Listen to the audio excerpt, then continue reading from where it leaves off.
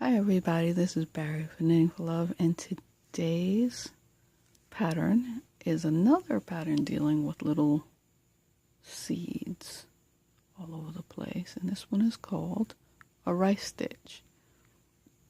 Now this one, you can see the pattern forming after you finished 4 rows, but it is a 2-row repeat, and it does look similar.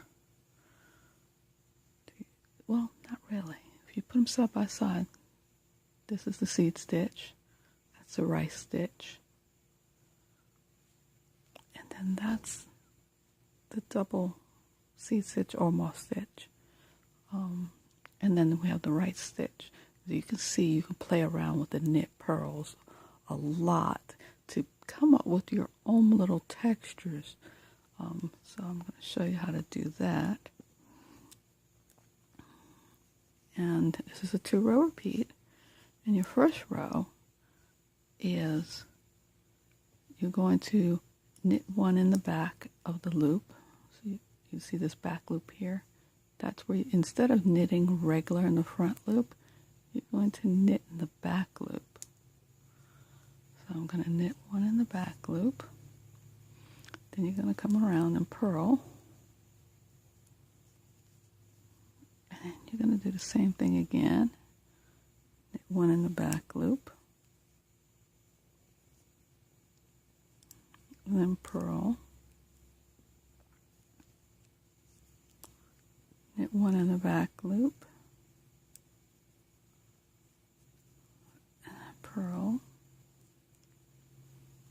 And you're just going to repeat this. This is the first row.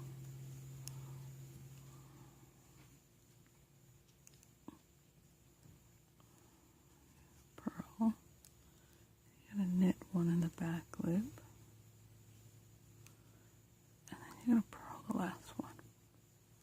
Now the reverse side to this has a nice little texture as well. Looks like a nice rib pattern. You know, you can see the little purls, but you can also see that knit stitch, like a little braid coming down. This row 2 is very simple. You're just going to knit straight across in your regular manner. And that'll be it. So you gotta remember, as row 1 is knit 1 in the back through the back loop, purl 1. That's all the way across. And then row 2 is you're going to knit all the way across. And I know in most cases row 2 usually means purl all the way across, but not in this case. And that forms your little seed stick, your little rice things sticking up all over the place. Well, hope you enjoyed this stitch. Please like, share, and subscribe.